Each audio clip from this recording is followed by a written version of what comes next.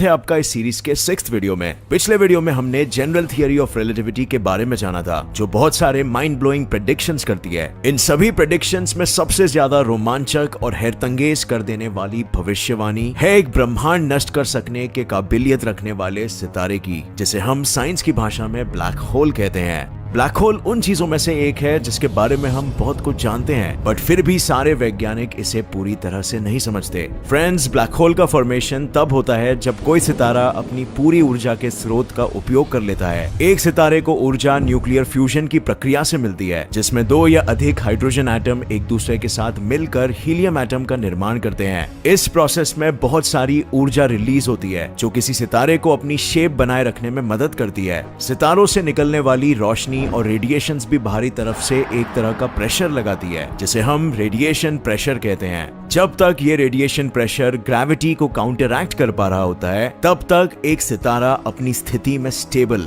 यानी स्थिर रह सकता है। लेकिन अगर यही बैलेंस बिगड़ गया, तो वही सितारा उसके मास के अनुसार एक व्हाइट ड्वार्फ या फिर एक न्यूट्रॉन स्टार या इवन एक ब्लैक होल में तब्दील हो जाएगा। अब फ्रेंड्स, क्योंकि सभी स्टार्स ब्लैक होल नहीं बनते, इस वजह से हमारे भारतीय वैज्ञानिक एस चंद्रशेखर ने एक बहुत ही इंटरेस्टिंग खोज की। उन्होंने बताया कि सिर्फ कुछ ही स्टार्स ऐसा कर सकते हैं जिनका मास एटलीस्ट हमारे सूर्य के मास से 1.5 यानी 1.5 गुना या उससे ज्यादा होता है। ऐसे सितारे अपनी ऊर्जा खत्म होने के बाद अपनी ही ग्रेविटी में कोलैप्स होकर ब्लैक होल का निर्माण करते हैं। एक सितारे का जन्म और अंत दोनों ही गुरुत्वाकर्षण की वजह से होता है। स्पेस में किसी डस्ट क्लाउड में जब ग्रेविटी की वजह से एटम्स एक दूसरे के पास आने लगते हैं, और इसी बीच कुछ ऊर्जा ग्रेविटी की वजह से गेन कर लेते हैं, जिससे फिर न्यूक्लियर फ्यूजन की प्रक्रिया स्टार्ट हो जाती है। और जब तक यही न्यूक्लियर फ्यूजन चलता रहता है, तब तक सितारा अलग अलग तरह के एलिमेंट्स का निर्माण करते रहता है। पहले फेज में क्योंकि स्टार में हाइड्रोजन की मात्रा बहुत ज्यादा होती है, इसीलिए ग्रेविटी के प्रेशर में हाइड्रोजन एटम्स जुड़कर हीलियम में कन्वर्ट होने लगते हैं। और इससे जब स्टार में हाइड्रोजन की मात्रा में अभाव आने लगता है, तो हीलियम और हाइड्रोजन एटम्स आपस में जुड़कर लिथियम जैसे एटम्स का निर्माण करते हैं। और बिल्कुल इसी प्रक्रिया से हमारे ब्रह्मांड में सभी एलिमेंट्स का निर्माण भी हुआ है, सितारों की ही गोद में। जैसे मशहूर साइंटिस्ट कार्ल सेगन ने कहा था कि आपके शरीर का एक एक कण सितारों में ही कभी बना था,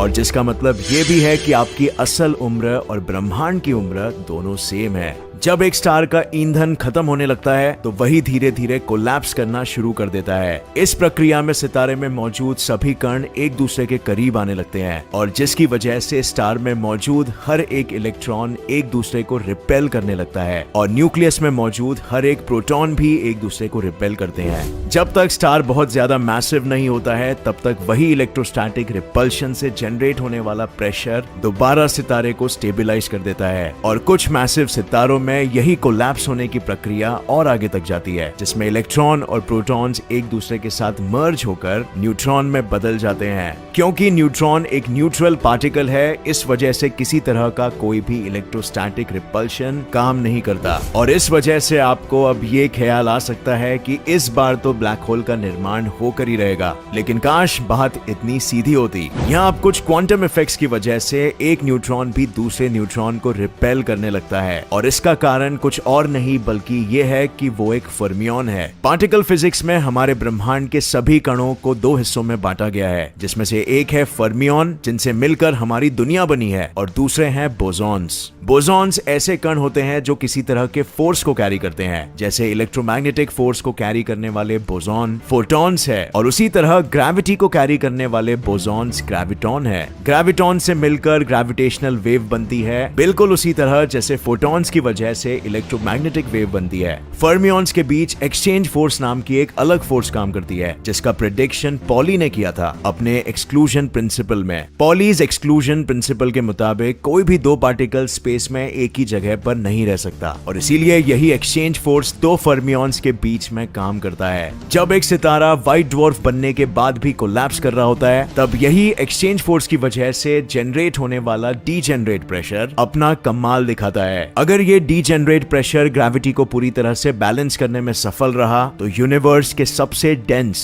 यानी घने ऑब्जेक्ट का निर्माण होकर ही रहेगा, और ये है एक न्यूट्रॉन स्टार। इत्तेफाक की बात तो ये है कि न्यूट्रॉन स्टार ब्रह्मांड का सबसे बड़ा एटॉमिक न्यूक्लियस भी है। बट अगर सितारा अभी भी स्टेबल नहीं हुआ हो तो उसके सेंटर में इवेंट होराइजन का बनना शुरू हो जाता है, और धीरे धीरे यही इवेंट होराइजन बड़ा होने लगता है और अपने अंदर पूरे सितारे को समा लेता है। ये इवेंट होराइजन एक खास दूरी तक बड़ा हो सकता है, जिसे हम दी श्वार्ज़चाइल्ड रेडियस के नाम से जानते हैं। फ्रेंड्स, आपको ये बात जानकर हैरानी होगी कि अगर इवेंट होराइजन भविष्य में भी हो गया हो तो भी हम किसी भी प्रोसेस की मदद से उसे नहीं डाल सकते, जिसका मतलब ये है कि फ्यूचर में भी अगर इवेंट होराइजन बनने वाला हो तो वही ऑब्जेक्ट थोड़ा समय पहले से ही एक ब्लैक होल की तरह बिहेव करने लगेगा, और वो भी पास्ट में। भूलिए मत, रिलेटिविटी में प्रेजेंट, पास्ट और फ्यूचर एक ही समय पर एक साथ एग्जिस्ट करते हैं। इवेंट होराइजन ब्लैक होल के बाहर वन वे डोर की तरह काम करता है, जो सिर्फ एक ही दिशा में खुलता है। इस one way door event horizon से हम सिर्फ ब्लैक होल के अंदर जा सकते हैं, और इसीलिए कुछ वैज्ञानिकों का कहना है कि ब्लैक होल के अंदर जो स्पेस होता है वो हमारे यूनिवर्स का नहीं है, क्योंकि हम स्पेस के इस हिस्से से टू वे कम्युनिकेट नहीं कर सकते।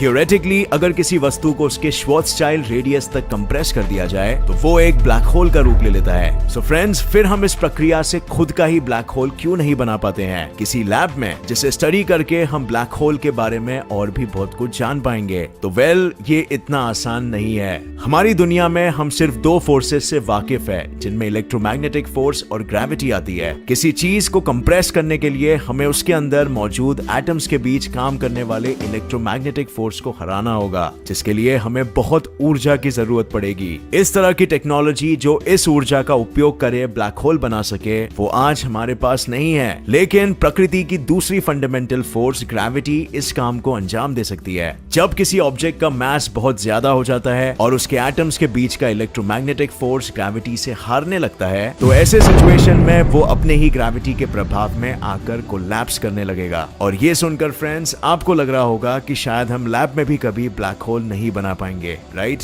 तो निराश मत होइए, एक तरीका है जिसकी मदद से हम ऐसा कर सकते हैं। इस प्रोसेस में हम कूगल ब्लिट्ज नाम के एक ब्लैक होल का निर्माण कर सकते हैं। आइंस्टाइन ने अपने मशहूर E=mc² की मदद से हमें यह बताया था कि ऊर्जा के पास भी द्रव्यमान यानी मास होता है, और इस मास की वजह से वो स्पेस टाइम को कर्व कर सकता है, जिसकी वजह से हाइपोथेटिकली एक ब्लैक होल का निर्माण किया जा सकता है। ये तो हुई ब्लैक होल कैसे